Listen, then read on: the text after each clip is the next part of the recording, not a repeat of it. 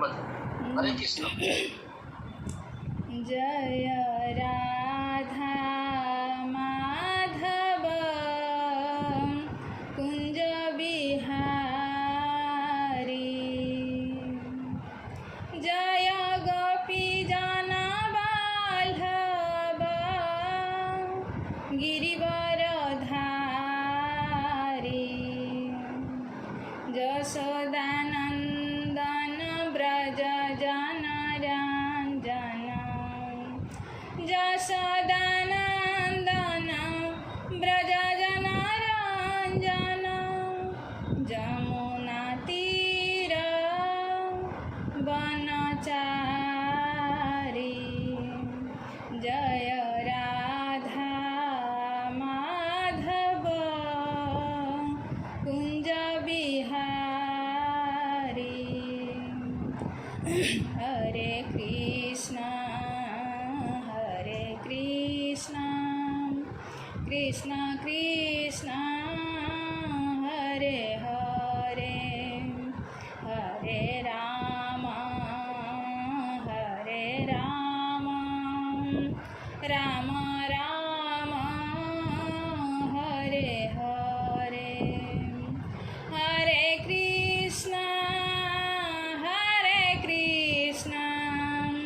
कृष्ण कृष्ण हरे हरे, हरे राम राम राम हरे हरे, हरे कृष्ण कृष्ण कृष्ण हरे हरे, हरे राम राम राम हरे हरे, हरे कृष्ण कृष्ण कृष्ण हरे हरे, हरे राम राम राम हरे हरे, हरे कृष्ण कृष्ण कृष्ण हरे हरे, हरे राम राम राम हरे हरे।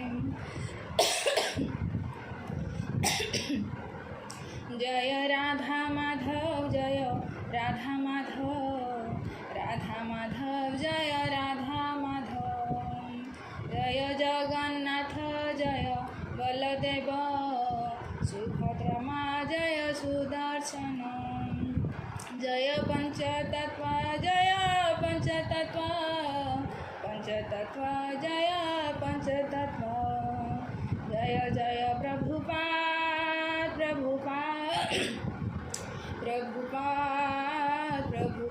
जय जय गुरुदेव निताय गौर हरि बोल हरि बोल हरि बोल हरि बोल। जय कलिजुग पावन हरि नाम संकीर्तन की जय, जगदीश प्रभुपाद की जय, बच्चन श्री गुरु महाराज की जय, उपस्थित सभी भक्त वृंद की जय, श्रीमद् भागवतम महापुराण की जय, निताय गौर सीतानाथ प्रेमानंदे हरि हरि बोल।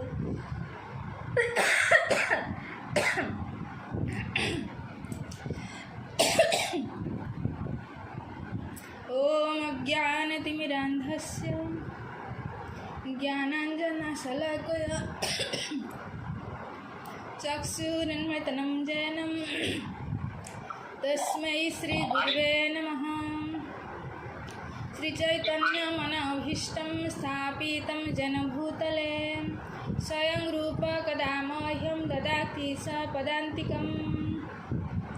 वन्देऽहं श्रीगुरुश्रीयुतपदकमलं श्रीगुरुन् वैष्णवांश्च श्रीरूपं साग्रजातं सहगण रघुनाथनित्यं तं सजीवं सादयितं सावधूतं परिजनसहितं कृष्णचैतन्यदेवं श्रीराधाकृष्णपादान् सहगण ललिता श्रीविशाखान्वितांश्च हे कृष्ण करुणा सिंधु दीनबंधु जगत्पते गोपेश गोपिका कांत राधा कांत नमस्तुते तप्त कांचन गौरांगी राधे वृंदावनेश्वरी वृषभानुसुते देवी प्रणमामि हरिप्रिये नीलाचल निवासाय नित्याय परमात्मने बलभद्र सुभद्राभ्यां जगन्नाथाय ते नमः पंचतत्त्वात्मक कृष्ण भक्तरूप स्वरूपकं भक्तावतारं भक्ताख्यं नमामि भक्तशक्तिकम् वृंदाय तुलसीदेवै प्रियाय केशवस्य च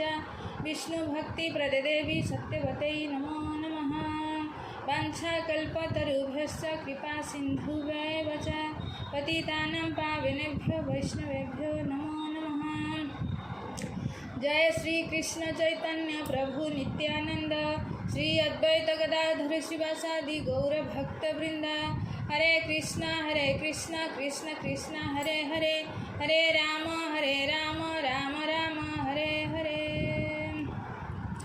ओम नमः भगवते वासुदेवाय ओम नमः भगवते वासुदेवाय ओम नमः भगवते वासुदेवाय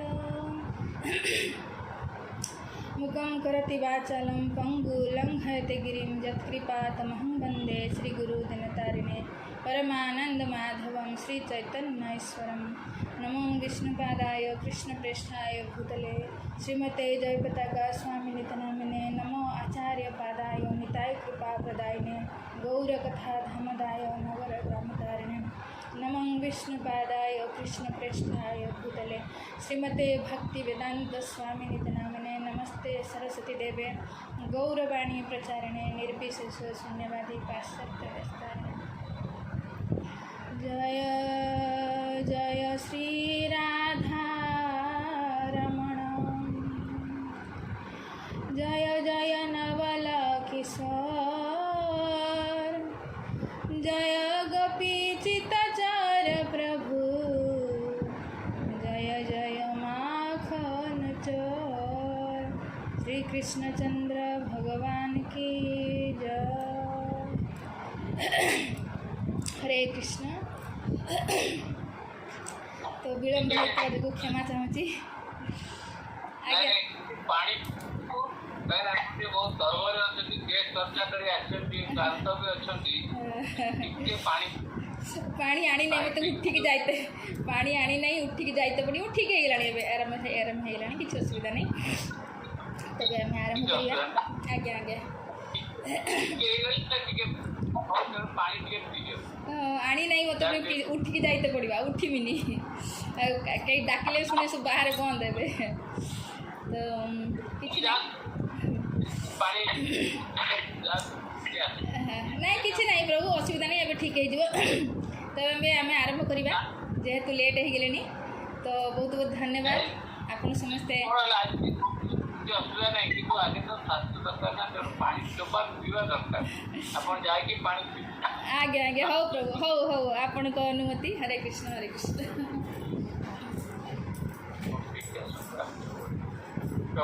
चक्रधर गुरुजी प्रश्न मोर अच्छी चक्रधर गुरुजी आप कुआडे चक्रधर गुरुजी अच्छा चक्रधर गुरुजी कौन खोली चक्रधर गुरुजी अच्छा कौन खोलिले कुआडे गले चक्रधर गुरुजी नहीं हाँ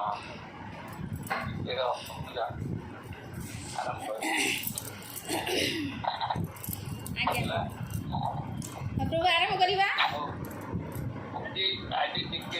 आज अवश्य टे विलंब है विलंब टे विलंब हेल्ले भी आप कौन अच्छे तो कंटिन्यूअस चली ना विलंब हेल्ले भी नेक्स्ट डे भी कंपेनसेट हम किसी असुविधा नहीं किंतु गोटे जिन अच्छी आज जो आप एत गेस्ट थी आप उपस्थित थे है बड़ कथा मैंने विदा कले चर्चा कले चर्चा कर बड़ कथा आम तो गेस्ट आसा मैंने से माने रही जाऊँ आम छुट्टी नहीं जाऊँ आप जो कथा रखी बहुत बहुत आप ଆପଣଙ୍କୁ ଆଭାରୀ। ତେଣୁ ବର୍ତ୍ତମାନ ସବୁ ଆଜି ସନ୍ଧ୍ୟାରେ ସବୁ ଭଗବତ ପ୍ରେମୀଙ୍କୁ ଆମେ ସ୍ୱାଗତ କରୁଛୁ ଏବଂ ଯେଉଁ ଆସିଛନ୍ତି ସେଥିପାଇଁ ବହୁତ ଧନ୍ୟବାଦ ଦେଉଛୁ। ଆଉ ମାତାଜୀଙ୍କୁ ମଧ୍ୟ ମୁଁ ହାର୍ଦ୍ଦିକ ଅଭିନନ୍ଦନ ଜଣାଉଛି ଯେ ଯାହା ହଉ ଏତେ କଷ୍ଟ କରି ସେ ଆମ ପାଇଁ ଆସିକି ଉପସ୍ଥିତ ହେଇଛନ୍ତି। ହେଉଛି ସେ କହିବା କଥା ଭଗବାନଙ୍କ ଇଚ୍ଛା ଅନୁସାରେ କାର୍ଯ୍ୟ ହେଉଛି। ତେଣୁ ଆଉ ବେଶୀ ବିଳମ୍ବ ନ କରି ମାତାଜୀଙ୍କୁ ଅନୁରୋଧ କରିବା, ସେ ତାଙ୍କର ଯେଉଁ ଦଶ ଅବତାର ଯେଉଁ ଚାଲିଛି ମତ୍ସ୍ୟ ଅବତାର, ସେତେ ବୋଧେ ସେଟା କଣ୍ଟିନ୍ୟୁ ହେଉଥିଲା, ଆଜି ସରିଯାଇଛି। ତେଣୁ ଅନ୍ୟ କ'ଣ କଥା ଆରମ୍ଭ କରିବେ। ତେଣୁ ଆଉ ଥରେ ତାଙ୍କୁ ସ୍ୱାଗତ କରୁଛି ଏବଂ ଅନୁରୋଧ କରୁଛି ତା ସହିତ ଆରମ୍ଭ କରୁଛି। ଆଜ୍ଞା ପ୍ରଭୁ ହରେ କୃଷ୍ଣ। ଧନ୍ୟବାଦ ସମସ୍ତଙ୍କୁ।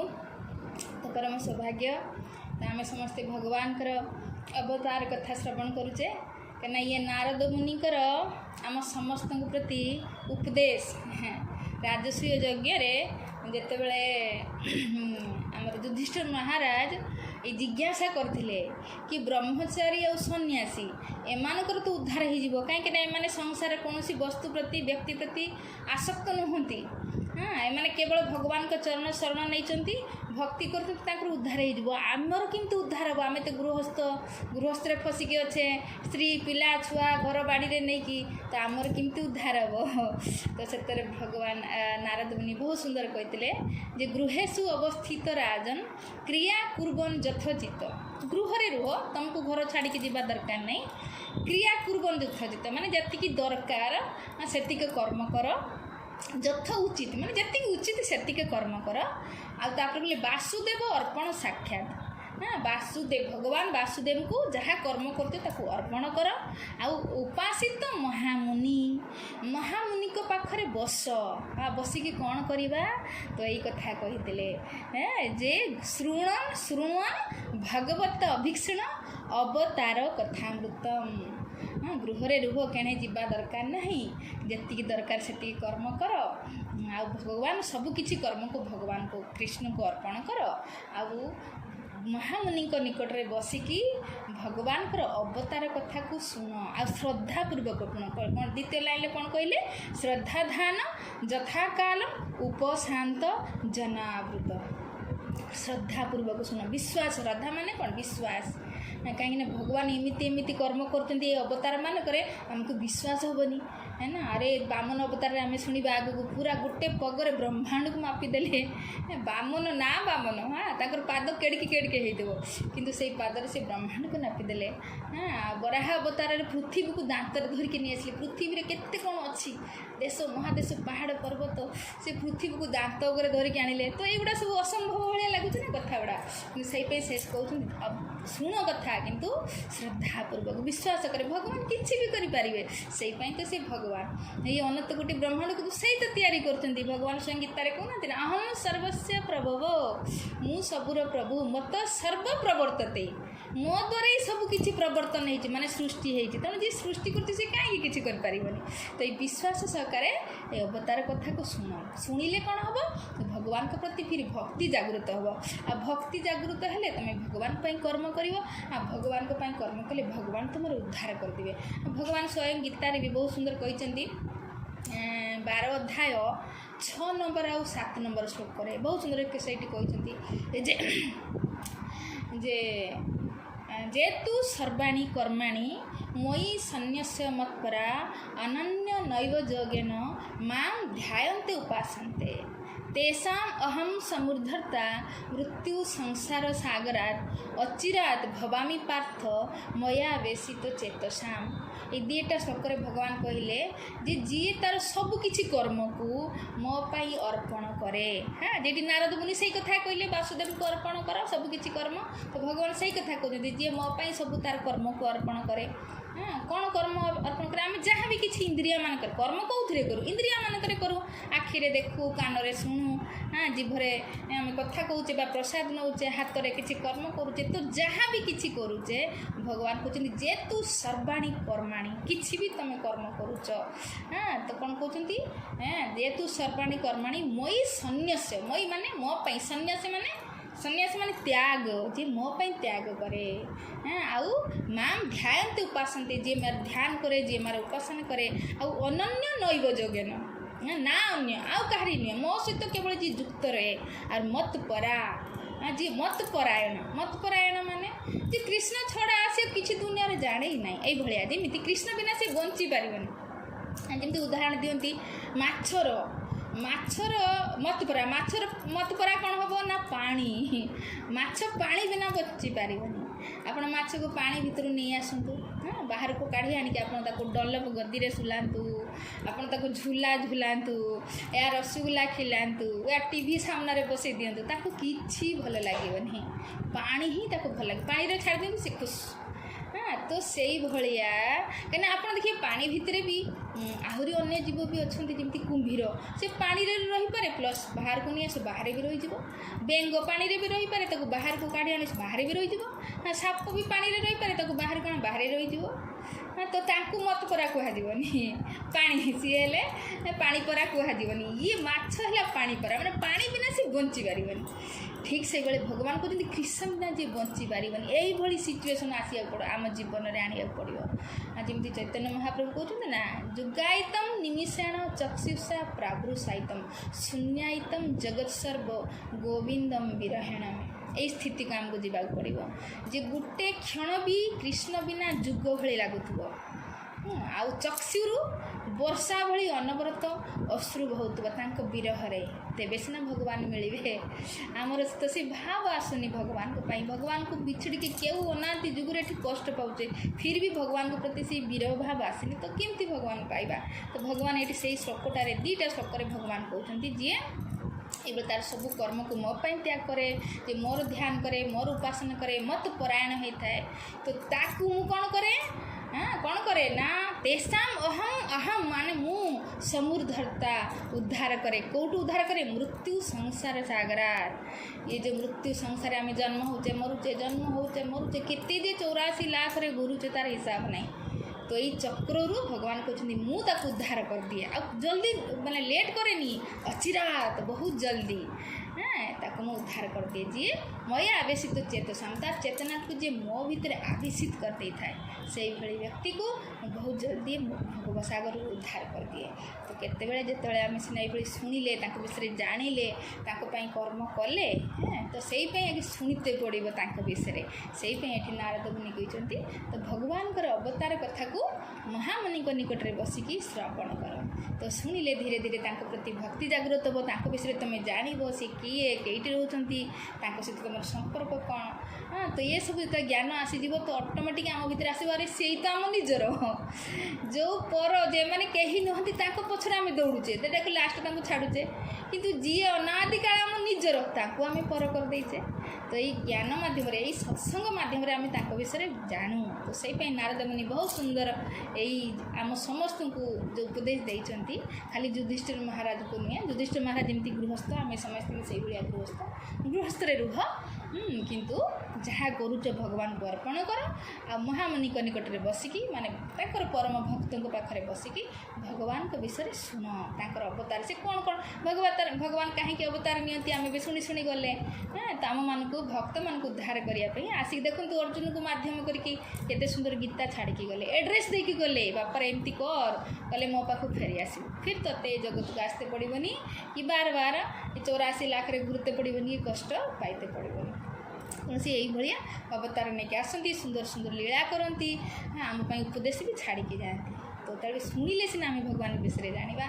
जहाँ हो आपण मैंने एत सुंदर मौका देते मत किसी व्यस्त बहुल भितर जहाँ अनुभूति कर सेयार कर मौका देते बहुत बहुत धन्यवाद तो आज आम श्रवण करवा जमी आम शुणी आसे 10म अवतार ए पहुँचीचे आम तो ये मत्स्य अवतार विषय शुणीचे आज आम लास्ट हम जो स्तुतिटा आम शुणुले सत्यव्रत महाराज भगवान मत्स्य को गुरु बनई स्तुति कर बहुत सुंदर से शिक्षा थिला तेणु आम भाविले बहुत किसी आम बहुत उपयोगी तो आम 2टा श्लोक गत थर आम शुणी आउ 6टा रही जाइए तो आज आम से विषय शुणा जो भगवान मत्स्य को स्तुति रे कौन कौन कहते ठीक अच्छे तो आम आरंभ करवा खाली टे बाहर कर दौची हरे कृष्ण। तो प्रथम श्लोक आम टे खाली पढ़ा श्लोक को पढ़ा तार अनुवाद को खाली पढ़ी दे व्याख्या शुणिले टाइम लगे। तो श्रीराज उवाच सत्यव्रत राजा कहले कौन कहले अनादि विद्या उपहत आत्मसंविद मूल तत्मूल संसार परिश्रमातुरः यत्श्रया उपश्रुता यम् आप्नुयु विमुक्तिदान परम गुरुर्भवान्। राजा कहले जो माने अनादि कालरू आत्मज्ञान विस्तृत होइचंती एवं अविद्या हेतु एही जड़ जगत रे दुख दुर्दशामय बद्ध जीवन रे आबद्ध होइचंती सेमाने भगवान को कृपारू भगवत भक्तों संग लाभर सुजोग प्राप्त हुंती। मु सेई भगवान को मोर परम गुरु रूपे वर्ण करुच्ची। वास्तविक या श्लोकटा आम गत थर टी व्याख्या करते जे आम अनादि कालू भगवान को भूलिके संसार घुरुचे तो जो दिन भक्तों संग लाभ हो जाए तो कहीं भक्त किए ना जी भगवान आदेश को अक्षर अक्षर पालन कर जार लक्ष्य भगवान को प्राप्त करवा संसार विषय वस्तु प्राप्त करवा नुहे तांकर एकमात्र लक्ष्य भगवान को प्राप्त करवा। तो से भक्तों संग कले तो आमर भी लक्ष्य हो आम भी केमती भगवान को प्राप्त होगा। तो ये भगवान को कृपारू आमको भक्तों संग मिले से चैतन्य महाप्रभु कही ना ब्रह्मांडे भ्रमिते कौन भाग्यवान जी गुरु कृष्ण कृपा पाए भक्ति लता बीज। ये ब्रह्मांड रे भ्रमण करते करते कौ दिन भाग्यवान जीव को ये भक्तों को कृपा गुरु को कृष्ण को कृपारू हाँ तो गुरु मिल जाती कहते कृष्ण को कृपारू गुरु मिलती आ गुरु को कृपारू कृष्ण मिलती। हाँ जते जाए कृष्ण कृपा ना आमको गुरु भी मिलबेनी आ कृष्ण केते बेले कृपा करेंगे तो आमर अनेक जन्म स्वीकृति देखी था कहीं सी प्रत्येक जन्म आम कर्मर साक्षी सी तेणु सी तो देखी था अन्य जीवन में हाँ गत जन्म आम कि स्वीकृति करता माने कि विष्णु को आराधना करता वैष्णु को दान पुण्य करता कि स्वीकृति करता तो से भगवान से स्वीकृति बल आमको साधु सहित भेट कर दिखती ना ये जो जगत में केते अनिगिनत लोक अच्छा केते भी बाबा बापू बुलूँ सद्गुरु को सानिध्य पाइबा ये तो से कहते ना भाग्य उदयन बहुजन्म पुण्य समार्जित सत्संग चलबत भाग्य जो उदय हुए। तो चैतन्य महाप्रभु से कथा कहले हाँ भाग्यवान जीव को गुरु कृष्ण को कृपार भक्तिर मंजीटा मिले। तो ये प्रथम श्लोकटारे से भक्तर महिमा कहले आम तो अविद्यार संसार घुरुले ना आमको कौन जाना भगवान को पाइबार रास्ता कौन बाट कौन जाना कि तो गुरु आमको मिलगले। तो किए मिलांती ना भगवान। तो प्रथम श्लोक एक कथा कहले द्वितीय श्लोक कौन कहते जना बुध अयम निज कर्म बंधन सुख इच्छया कर्म समिहिते असुखम यत् सेवया ताम विधुनाति सत्मतिम ग्रंथिम सहृदयम स न गुरु। एही जड़ जगत रे सुखी हेबा पई बासना करी मूर्ख बद्ध जीव माने कर्म करती जहा फल रे से माने केवल दुख ही भोग करती किंतु भगवान को सेवा करिबा फल रे सुख भोग करिबार भ्रांत अभिलाषारु मुक्त हेबा संभव होता है। सही परम गुरुदेव मोर हृदयर गभीरतम प्रदेशरु भ्रांत अभ्यास रूपक ग्रंथि समूह को छेदन करंतु। बहुत सुंदर कथा ये कहले कि आम समस्ते संसार सुख पाइबा बासना तो दिन रात मेहनत करूँ आम भावुँ मेहनत कले सुखी हो तो सारा संसार देखते ये छुआ है छोट पिलाटे आम आगे पछरे कौन 5 किलोर बोझा लगुचु जा पाठ पढ़ू कहीं चाकरी बाकरी कर भलरे रही बा सुख पाइबापी एत परिश्रम करुचे किंतु ये संसार कहते ये सुख है ना जगत माने वास्तव सुख ए संसार नहीं।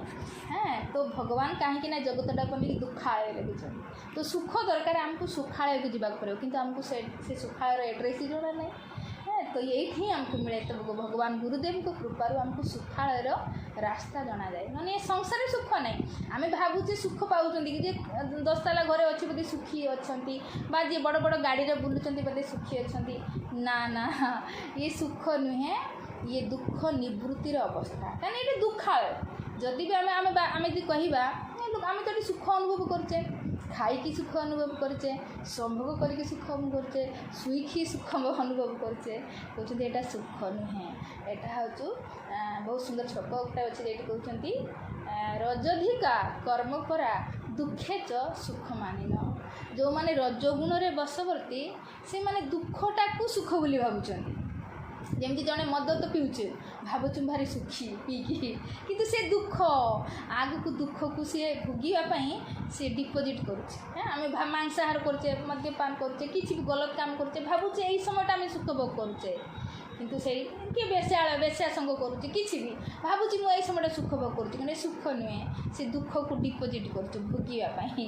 ତ ଏଇ ଦୁଃଖାଳୟ। ଆଉ ଯାହା ବି ଆମେ ଭାବୁଛେ ସୁଖ, ସେଇଟା ଦୁଃଖ ନିବୃତ୍ତିର ଅବସ୍ଥା।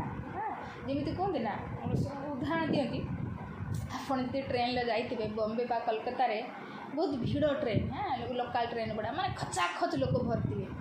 ଆପଣ ବଡ଼ ମୁସ୍କିଲ ଭାବୁଛି ଏଇ ଟ୍ରେନ୍ଟା ବାହାରି ଯାଉ, ମୁଁ ଆଉ ଗୋଟେ ଟ୍ରେନ୍ରେ ଚଢ଼ିବି, ସେଥିରେ ବି ଖଚାଖଚ, ତ ଆପଣ ବାଧ୍ୟ ହେଇକି ତ ଆପଣ ଚଢ଼ିବେ। ଆଉ ଏତେ ଭିଡ଼ ଭିତରେ ଆପଣ ଚଢ଼ି ଯାଇଥିବେ, ପୁରା ଅଣନିଶ୍ୱାସୀ, ଯେମିତି ଜୀବନ ଜାଳିଯିବ। ଆମେ ମାୟାପୁର ଗଲାବେଳେ ଏଭଳିଆ ସିଚୁଏସନ୍କୁ ଫେସ୍ କରିଛେ। ଭିଡ଼ ମାନେ ବାହାରିବା ପାଇଁ ବଡ଼ ମୁସ୍କିଲ, କେମିତି ମୁଁ ବାହାରିମି ଏଠୁ। ଆଉ ଯେତେବେଳେ ଷ୍ଟପେଜ୍ ଆସିବ, ଲୋକ ଏମିତି ଧକ୍କା ଦେବେ, ତଳେ ଆସିଲା ପରେ ଶାନ୍ତି ଲାଗିବ ଯେ ଭାବିବି ପରମ ସୁଖକୁ ଯେମିତି ମୁଁ ଆସ୍ୱାଦନ କରୁଛି, କିନ୍ତୁ ସେଇଟା ସୁଖ କି? ସୁଖ ନୁହେଁ, ଦୁଃଖ ନିବୃତ୍ତିର ଅବସ୍ଥା। ଏତେ ସମୟ ହେଲା ଯେ ଆମେ ଦୁଃଖ ପାଉଥିଲେ, ତ ଏଠି ଆସି ଯେତେବେଳେ ସେ ଦୁଃଖରୁ ମୁକ୍ତି ହେଲା, ତ ଆମେ ଭାବିଲେ ଏଇଟା ସୁଖ, କିନ୍ତୁ ଏଇଟା ସୁଖ ନୁହେଁ। ତ ଏଇଟା ସୁଖ ହିଁ ନୁହେଁ। ତ ବାସ୍ତବିକ ଯଦି ଆମକୁ ସୁଖ ପାଇବାକୁ ହେଲେ, ତ ସୁଖ ଭଗବାନ ହେଲେ ସୁଖର ସାଗର, ଯୋ ଆନନ୍ଦ ସିନ୍ଧୁ ସୁଖ ରାଶି ଭଗବାନଙ୍କ ବିଷୟରେ କୁହାଯାଏ। ଭଗବାନ ହେଲେ, ଭଗବାନଙ୍କ ନାମ ହେଲା ସଚ୍ଚିଦାନନ୍ଦ। ତ ସେ ନେଇକି ଏଠି କହୁଛନ୍ତି ଯେ ଏଇ ସଚ୍ଚିଦାନନ୍ଦ ଭଗବାନଙ୍କର ସେବା କରେ, ତ ସୁଖ ପାଇବାର ଯେଉଁ ଭ୍ରାନ୍ତ ଅଭିଳାଷ ଆମ ଭିତରେ ଅଛି ନା, ଇଏ ନିବୃତ୍ତ ହୋଇଯାଏ, ମାନେ ନଷ୍ଟ ହୋଇଯାଏ। ଆଉ ଇଚ୍ଛା ହିଁ ହୁଏନି, କାହିଁକିନା ସେତେବେଳେ ଭଗବାନଙ୍କୁ ପାଇବାର ଇଚ୍ଛା, ଆଉ ସଂସାର କାମନା ବାସନା ନଥାଏ। କେତେବେଳେ ଏଇଭଳିଆ ସ୍ଥିତି ଆସିବ ଯେତେବେଳେ ଆମେ ଭଗବାନଙ୍କର ସେବା କରିବା। ଯେତେବେଳେ ଆମେ ଭଗବାନଙ୍କର ସେବା କରିବା, ଭଗବାନଙ୍କର ସେବା କଲେ ତ ଆମେ ଭିତରେ ଯେଉଁ ସୁଖ ପାଇବାର ଯେଉଁ ଆଶା ଅଭିଳାଷା ସେସବୁ ନଷ୍ଟ ହୋଇଯାଏ। କେମିତିକା, ଯେମିତି କହୁଛନ୍ତି କ'ଣ,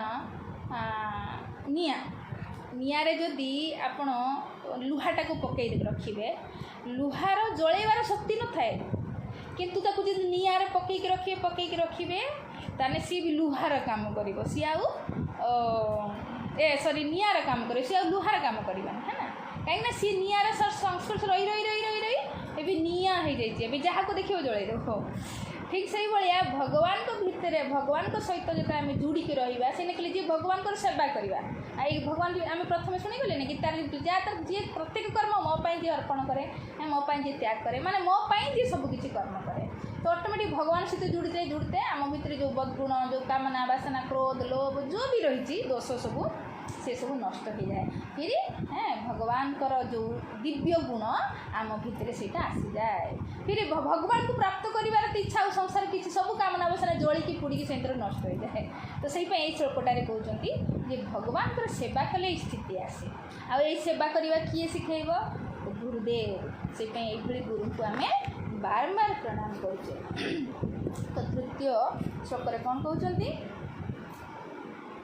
ନୟ ପ୍ରସାଦଇତ ଭାଗଲେଶଂ ଅନ୍ୟ ଚ ଦେବା ଗୁରବ ଜନା ସ୍ୱୟଂ କର୍ତ୍ତୁଂ ସମେତା ପ୍ରଭବନ୍ତି ପୁଂସ ତମ୍ ଈଶ୍ୱରଂ ତ୍ୱାଂ ଶରଣଂ ପ୍ରପଦ୍ୟେ। ହେ ଭଗବାନ, ମୁଁ ଆପଣଙ୍କ ଶରଣରେ ଯାଉଛି, କାହିଁକିନା ଆପଣ ଯେଉଁ ଉପକାର କରନ୍ତି, ବହୁତ ସୁନ୍ଦର ଅନୁବାଦରେ ଟିକେ ପଢ଼ିଦେବା, ଯେ ସମସ୍ତ ଦେବତା, ତଥାକଥିତ ଗୁରୁ ଏବଂ ଅନ୍ୟ ସମସ୍ତ ଲୋକମାନେ ସ୍ୱତନ୍ତ୍ର ଭାବେ କିମ୍ବା ସମବେତ ଭାବେ ଆପଣଙ୍କ କୃପାର 10,000 ଭାଗର ଏକ ଭାଗ ମଧ୍ୟ ପ୍ରଦାନ କରିପାରିବେ ନାହିଁ। ତେଣୁ ମୁଁ ଆପଣଙ୍କ ଶ୍ରୀ ପାଦପଦ୍ମର ଶରଣ ଗ୍ରହଣ କରୁଛି। କ'ଣ କହିଲେ ଏଠି? ଯେ ଭଗବାନ ଯେଉଁ ଉପକାର ଆମର କରୁଛନ୍ତି, ତ ଆପଣ ଆଗେ ହିସାବ କଲେ ଆପଣ ଦେବତାମାନଙ୍କର ଉପକାରକୁ ରଖିଦିଅ, ମାତା ପିତାଙ୍କର ଯେଉଁ ଆମ ପ୍ରତି ଉପକାର ତାକୁ ବି ରଖିଦିଅ, ତଥାକଥିତ ଗୁରୁଙ୍କର ବି ଉପକାର ଆମ ପାଖରେ ରଖିଦିଅ, ଯେତେ ସଗେ ସମ୍ବନ୍ଧୀ ସବୁ ଅଛନ୍ତି ତାଙ୍କର ବି ଉପକାର ରଖିଦିଅ। ଇଏ ସମସ୍ତଙ୍କର ଉପକାରକୁ ଯଦି ମିଶାଇବା ତାହେଲେ 10,000 ଭାଗରୁ ଗୋଟେ ଭାଗ ବି ହେବ ନାହିଁ ଭଗବାନ ଆମ ପ୍ରତି ଯେଉଁ ଉପକାର କରୁଛନ୍ତି। ତ ସେଇଟା ସେ କଥା କହୁଛନ୍ତି ଗୁରୁ ଆଉ ଭଗବାନ ଇଏ ଦୁଇ ଜଣ ନିଃସ୍ୱାର୍ଥପର ଭାବରେ ଆମର ଉପକାର କରିଥାନ୍ତି। କେଉଁ ସ୍ୱାର୍ଥ ନଥାଏ।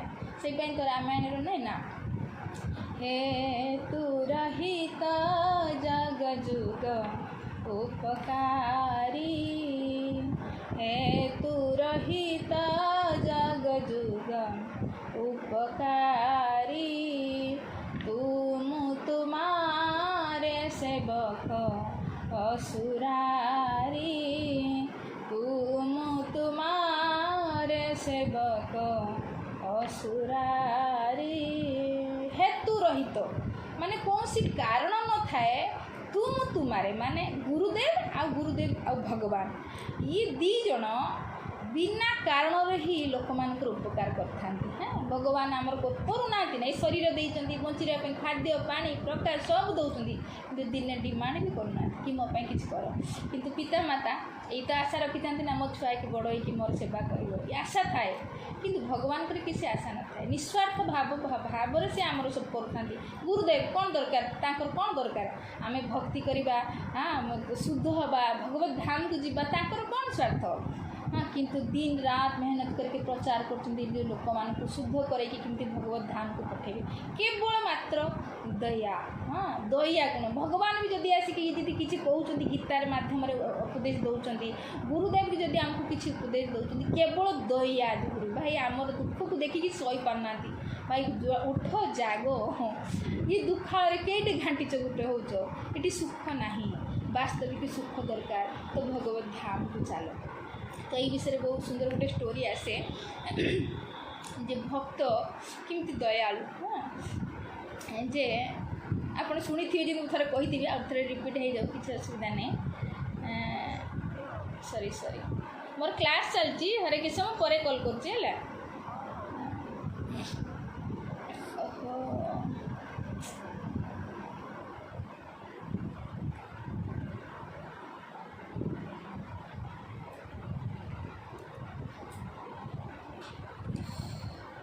गलती उठे देली क्षमा करेंगे। तो बहुत सुंदर गोटे कथा आसे भक्त किमती आमर उपकार करती जे गोटे राणी सी 9 लाख हार पकईदे गलार। तो ये से मिसिकी सब जाइए सरोवर स्नान करेंगे आनंद ने। तो दासी को जगई देती हार काढ़ी रखिकी दासी को जगई देती भाई तू ये ध्यान रखुता आम टे सरोवर में जल क्रीड़ा करुचे। तो यही समय गोटे बाज पक्षी आसे हारटा को उठेकी नहीं तभी दासी चित्कार करुचे हाय राणी माँ नहीं गला नहीं गला नहीं गला। तो राणी तो बड़ दुखी है तो जगई थी तू ठीक से देखिपारूनी एवं कौन कर बाज नहीं गला आकाश में उड़ीगला कौन करेंगे। तेज राणी कांदी कांदी कांदी कांदी आसिकी उआस पहुँचले आ से दासी को तो नौकरी भी बाहर कर दिगला। किंतु राणी राजा कहते भाई तुम जी दरकार तुम आठू सुंदर हार तो मुझे आसमी किंतु ना मत तो सही हार दरकार कहीं मो माँ सीटा देता कौन कर डिंडोरा पिटिले। हाँ सहर में भाई कौन कहते ना सुन सुन सुन। हाँ जहाँ को ये हारटा मिल जाए राणी को ये हार जब मिल जाए 1 लाख टंका तुमको इनाम मिल। तो समस्ते भारी खुशी जी भी गरीब लोक भावुची जी मत मिल जाए ताले मत 1 लाख टंका मिल जाए तो समस्ते खोजार व्यस्त। तो यही सब जो काठुरिया सी काठ काटते जाए जंगल को काठ काटते जाए काठ नहीं आसिक बिक्री करे शुक्ला काठ जहाँ पैसा मिले तार चले। तो सी भावुची राजपक्षी तो प्राय जंगल रुहती काले जदि खसी दी मत जदि मिल जाता आ काठ बिक्री कर कष्ट आदमी केते बिक्री करी केते मुस्किल काठ काटी बिक्री करी 2 पैसा रोजगार करी से मैं पेट पोषी 2 लाख टंका मिल जाता आहा मो जीवन सुधरी जाता। तो यही आशार सी काठ खोज कौन से हार खोजार थाए जंगल में केवे मिलेनि। तो दिनकर घटना सी काठ बुझा नहीं कि घर को जाता है बहुत थकी जाए तो गोटे गछ मूल काठ बुझा को रखीदे रेस्ट करता है। तो से रास्ता कड़े नर्दमा जाए ना सब गाँव रो सहर में जो नर्दमा नाल सब जाए समस्त ड्रेन पानी से बाटे जाए। तो ये देखुची कौन ଯେ ସେଇଠି ତାକୁ ସେ ପାଣି ଭିତରେ ଯେମିତି ଚକଚକ ଦେଖାଯାଉଛି। ଭାବିଲା ଆହା ବୋଧେ ଏଇ ବାଜୁଟା ଏଇଠି ପକାଇ ଦେଇଛି ହାର ଆଉ।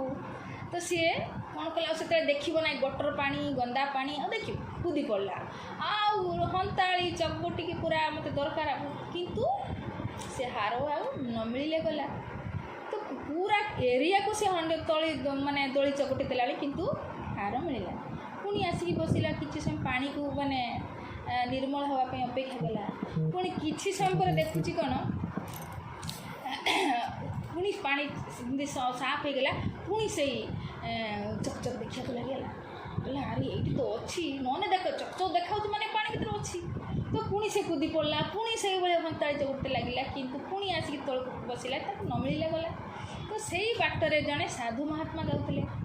ସେ ଦେଖିଲେ ଆରେ ଏଇ ଲୋକ ଯେଉଁ ପାଣିରେ ଟିକେ ଆଙ୍ଗୁଳି ବୁଡ଼ିବାକୁ ସ୍ପର୍ଶ କରିବା ପାଇଁ ଘୃଣା କରିବ, ଆଉ ଇଏ କୁଦିକି ଏଇଟା ତ ସେମିତି ନାଳନି ଯେ ମାଛ ମିଳିବ ଏଥିରେ, କ'ଣ ଖୋଜୁଛି? ତ ଯାଇକି ତାକୁ ପଚାରୁଛନ୍ତି କ'ଣ ରେ ବାବା ତମେ କ'ଣ ହଜିଛି, କ'ଣ ଖୋଜୁଛ ନର୍ଦ୍ଦମାରେ? ସିଏ ଆଉ କହୁନି, ଯଦି ମୁଁ କହିଦେମି କାରଣ ଇଏ ଯଦି ଖୋଜିତେ ଲାଗିଯିବ, ଆକୁ ଯଦି ମିଳିଗଲା ତ ସେଠି କହୁଛନ୍ତି ନା ନା ନା କିଛି ନୁହେଁ, ଏମିତି ମୁଁ ଗୋଟେ ଆରେ କିଛି ନୁହେଁ, ଇଏ ତ ସେ ନଦୀ ନୁହେଁ ଯେ ପାଣି ମାଛ ଖୋଜୁଛ, ଇଏ ତ ନର୍ଦ୍ଦମା ଭଳି ଲୋକ ଘୃଣା କରିବ ଗୋଟେ ଆଙ୍ଗୁଳି ବୁଡ଼ିବା ପାଇଁ, ତୁମେ ପୁରା କୁଦିକି କ'ଣ ଖୋଜୁଛ? ମୋର କ'ଣ ଦରକାର, ମୋତେ ବେଶ ଦେଇକି ଜାଣିପାରୁନ? ସାଧୁ ମହାତ୍ମା ତ କେବଳ ଲକ୍ଷ୍ୟ ଭଗବାନଙ୍କୁ କେମିତି ପ୍ରାପ୍ତ କରିବେ, ତୁମର ମିଳିବ ମୋତେ ଏତେ କ'ଣ, ମୁଁ ତୁମକୁ କିଛି ସାହାଯ୍ୟ କରିବା ପାଇଁ ସେଇପାଇଁ କହୁଛି। ତ କହିଲେ ତୁମର କିଛି ଦରକାର ନାହିଁ? କହିଲେ ନା ନା ମୁଁ ତ ଚାହୁଁଛି ତୁମର ହେଲ୍ପ କରିବା ପାଇଁ, ସାହାଯ୍ୟ କରିବା। ତୁମେ ଯଦି କିଛି କାହିଁକି ଅସୁବିଧାରେ ପଡ଼ୁଛ, କ'ଣ ତୁମକୁ ଦରକାର, ମୁଁ ତୁମକୁ ସାହାଯ୍ୟ କରିବା ପାଇଁ କହୁଛି, କ'ଣ ତୁମର ହେଇଛି, କାହିଁକି ତୁମେ ପାଣିରେ କୁଦୁଛ? ତ ସେତେବେଳେ ସେ କହିଲା ଇଏ ଯେଉଁ ରାଜାଙ୍କର ଯେଉଁ ରାଣୀ ତାଙ୍କର ହାର ହଜିଯାଇଛି, ବାଜପକ୍ଷୀ ଉଡ଼ିକି ନେଇଯାଇଥିଲା, କେଉଁଠି ପକାଇଛି, ମୋତେ ଲାଗୁଛି ଏଇଠି ଯେମିତି ପକାଇ ଦେଇଛି, କାହିଁକି ନା ପାଣିରେ ମୋତେ ଚକଚକ ଦେଖାଉଛି, ପାଣିଟା ନିର୍ମଳ ଚକଚକ ଦେଖାଉଛି, ମୋତେ ଲାଗୁଛି ଆହାରି ଭିତରେ ପଡ଼ିଛି। ଓହୋ ଏଇ କଥା, ଆରେ ମଣ୍ଡା ଟିକେ ଉପରକୁ ନା। ତ ସେଇ ମାନେ ନର୍ଦ୍ଦମା କଡ଼ରେ ଗୋଟେ ଗଛ ଥିଲା, ଯେଉଁ ଗଛ ମୂଳରେ ବସିକି ଟିକେ ରେଷ୍ଟ କରୁଥିଲା। ତ ସତକୁ ସତ ଗଛ ଉପରକୁ ନେଲା ବେଳକୁ ସେ ଯେଉଁ ପକ୍ଷୀ ଉଡ଼ି ନେଇଥିଲା ବାଦ ସେ ସେଇ ଗଛରେ ଟାଙ୍ଗି ଦେଇଛି। ତ ତା'ର ପ୍ରତିବିମ୍ବ ସେ ପାଣି ଭିତରେ ଦେଖାଯାଉଛି। ତ ସେ ପାଣି ଭିତରେ ଖୋଜିଲେ କ'ଣ ମିଳିବ, ତାର ତ ଅସଲି ତ ଗଛ ଉପରେ ଅଛି ନା। ତ ସାଧୁରେ କଥାରେ ପଡ଼ିକି ତ ସେ ଗଛ ଚଲିକି ଗଲା, ବହୁତ ଧନ୍ୟବାଦ ଦେଲା, ଆଉ ସେ ହାର ନେଇକି ରାଜାକୁ ଦେଇକି 1,00,000 ଟଙ୍କା ଇନାମରେ ପାଇଲା। ତ ଆମେ ଏଇ ଷ୍ଟୋରିଟାରୁ କ'ଣ ଶିଖିଲେ ନା, ସେଇଭଳି ଆମେ ବି ଆସିକି ଏ ସଂସାର ରୂପୀ ଗଟରରେ ଦଳି ଚକଟି ହେଉଛୁ ନା ସୁଖ ପାଇବା ପାଇଁ। ଏଇଠି ତ ସୁଖ ଅଛି, ଆଉ ଭାବୁଛେ ଏଇଠି ସୁଖ ଅଛି, ତ ଦଳି ଚକଟୁଛେ, କିନ୍ତୁ ଲାଷ୍ଟ ମୂର୍ତ୍ତି ଆସୁଛି ଯେ ଆମକୁ ସୁଖ ମିଳୁନି, ଆମକୁ କାହାରିକୁ ସୁଖ ମିଳୁନି। ଯିଏ କୋଟିପତି ସିଏ ବି ଦୁଃଖୀ, ଯିଏ ରୋଡ଼ପତି ସିଏ ବି ଦୁଃଖୀ। ଆମେ ଭାବୁଛେ ଧନୀ ଘର ଧନୀ ମାନେ ବଡ଼ ବଡ଼ ମହଲାରେ ଅଛନ୍ତି ବୋଧେ ବହୁତ ସୁଖୀ, ସିଏ ବି କିଛି ନା କିଛି କାରଣରୁ ଦୁଃଖୀ। ପଚାରିବେ ଯାଇକି ସେ କୋଟିପତି ବି ତା'ର କିଛି ନା କିଛି ଦୁଃଖ ବଖାଣିବ, କାହିଁକି ଏଠି ସମସ୍ତେ ଦୁଃଖୀ। ଆମେ ଭାବୁଛେ ଏଇଠି ବୋଧେ ଆମେ ସୁଖୀ ହେଇଯିବା, କିନ୍ତୁ ଇଏ ନର୍ଦ୍ଦମା ଏ ନାଳ ଏଠି କିଛି ମିଳିବନି। ତ ପ୍ରତିବିମ୍ବ ସେଇ ବାସ୍ତବିକ ସୁଖ କେଠି ଅଛି ଉପରେ ଭଗବାନଙ୍କ ଧାମରେ, ଯେଉଁ ଜଗତଟା ନାଁ ହେଲା ସୁଖାଳୟ, ଯେଉଁଠି ଭଗବାନ ବାସ କରୁଛନ୍ତି। ଆଉ ସେଇଟାକୁ ପ୍ରାପ୍ତ କରିବା ପାଇଁ ମାନେ ବାଟ କିଏ କୁହେ? ସାଧୁ। ତ ସେ କହିଲା ଆରେ ତୁ ଏଠି କ'ଣ ଖୋଜୁଛୁ, ଉପରକୁ ନା। ସେଇଭଳିଆ ଆମେ ସଂସାରରେ 99.100% ଲୋକ ତ ଏଇଠି ଖୋଜୁଛେ ନା, ସୁଖ ବୋଧେ ମିଳିଯିବ, ଲାଷ୍ଟରେ ଜନ୍ମ ମୃତ୍ୟୁ ଏଇ ଚକ୍କରରେ ପଡ଼ୁଛେ, କେବେ ବାସ୍ତବିକ ସୁଖ ଆମକୁ ମିଳୁନି। ତ ସାଧୁଙ୍କର କୃପା ଯଦି ହେଇଯାଏ, ଯଦି ସାଧୁ ମିଳିଯାଆନ୍ତି, ତ ସିଏ ଆମକୁ ସେଇ ସୁଖାଳୟର ଆଡ୍ରେସ୍ ଦିଅନ୍ତି, ଯେଉଁଟାକି ଏଇ ଗୁରୁଙ୍କ ବିଷୟରେ ଏଠି ବଖାନ କରୁଛନ୍ତି ଏ ଗୁରୁଦେବ। ଆଉ ଗୁରୁଙ୍କ କୃପାରୁ ତ ଆମକୁ ଭଗବାନ, କାହିଁକିନା ମତ୍ସ୍ୟ ଭଗବାନ କେବେ ଗୁରୁ ବନେଇଛନ୍ତି ନା, ତେବେ ଗୁରୁଙ୍କ କୃପାରୁ ହିଁ ଆମକୁ ଭଗବାନଙ୍କ ଧାମର ଆଡ୍ରେସ୍ ଦିଏ। ତ ସେଇ କଥା ଏଠି କହୁଛନ୍ତି, ହେ ପ୍ରଭୁ ମୁଁ ଆପଣଙ୍କ ଶରଣରେ ଯାଉଛି, କାହିଁକି ନା ଆପଣ ହିଁ ବାସ୍ତବିକ ଉପକାର କରନ୍ତି। ସଂସାର ବାପା ମାଆ କ'ଣ ଉପକାର କରୁଛନ୍ତି ନା, ଖାଇତେ ପିଇତେକି ବଡ଼ କରିଦେଉଛନ୍ତି, ଡକ୍ଟର ଇଞ୍ଜିନିୟର ବନେଇ ଦେଉଛନ୍ତି, କିନ୍ତୁ ଏଇ ଜନ୍ମ ମୃତ୍ୟୁ ଚକ୍ରରୁ ଉଦ୍ଧାରତ ମାର୍ଗ ଦେଖାଉନାହାନ୍ତି। ନିଜେ ସ୍ୱୟଂ ମାଛ ମାଂସ ଖାଉଛନ୍ତି, ଛୁଆକୁ ଖାଉଛନ୍ତି, ନିଜେ ନରକକୁ ଯାଉଛନ୍ତି, ଛୁଆମାନଙ୍କୁ ନେଇକି ଯାଉଛନ୍ତି। ତ ଇଏ ଉପକାର ନୁହେଁ, କିନ୍ତୁ ବାସ୍ତବିକ ଗୁରୁ ହେଲା ଉପକାରୀ। ସିଏ ଆମକୁ ଶୁଦ୍ଧ କରେଇକି ଦେଖନ୍ତୁ ଭଗବାନଙ୍କ ଧାମର, ଭଗବାନ ଯେଉଁ ଜଗତ ଗଲେ ପୁଣି ଆଉ 84 ଚକ୍ର କାଟିବାନି, କେତେ ବଡ଼ ଉପକାର କହୁନାହାନ୍ତି। ଆଠୁ ଉପକାର ସଂସାରରେ କିଛି ବି ନାହିଁ। ଆପଣ କାହାକୁ ଖାଇତେ ଦେଇଦେବେ, କେତେ 6 ଘଣ୍ଟା ପରେ ଫେର ଭୋକ ଲାଗିବ। ଆପଣ କାହାକୁ କପଡ଼ା ଦେବେ, 6 ମାସ ପରେ ଫେର ଦରକାର ହେବ। ଆପଣ କିଛି ମେଡ଼ିସିନ ଦେଇଦେବେ, ଆଉ ଗୋଟେ ବିମାରୀ ଶୁରୁ ହେଇଯିବ। परमानेंट समाधान नुह जन को भगवान ई जन्म मृत्यु चक्र भगवान को धाम को देखा पठेदेवा आउ जी जगत को आईबनी कि माँ गर्भ को जीवनी कि सेठी 9 मास कष्ट पाइबनी कि जगत में आसिक टिके पेट टिके भरिया दिन रात तक मेहनत करते पड़ेनि ये भगवान को धाम रे जो अनलिमिटेड सुख जे जन्म ना मृत्यु ना बुढ़ा पानी बीमारी नहीं भागवत यही कथा कहूँ ना तो सद्गुरु से रास्ता देखा से कहते गुरु आ भगवान को उपकार को कहीं तुलना करें ये चाहे देवता हो तथाकथित संसार जी गुरु हो बा आपणकर पितामाता हूँ बा समाज रे पड़ोसी किए भी हूँ से उपकार कहीं भी करें ना से बहुत सुंदर ये सपटारे कहले हे प्रभु आपण को 10 जो उपकार 10,000 भागरू भाग्य सहित भी एम सामान हे आंकर उपकार तो ये है भगवान आ गुरुंकर कृपा। तो चतुर्थ नंबर कौन कहते जन्हा जनस्य आदि सत्य सतीं गतिं मया प्रपद्यते दुरत्ययं तमः त्वं तवैवं ज्ञानम् अघमञ्जसा प्रपद्यते जेन जना निज पदम्।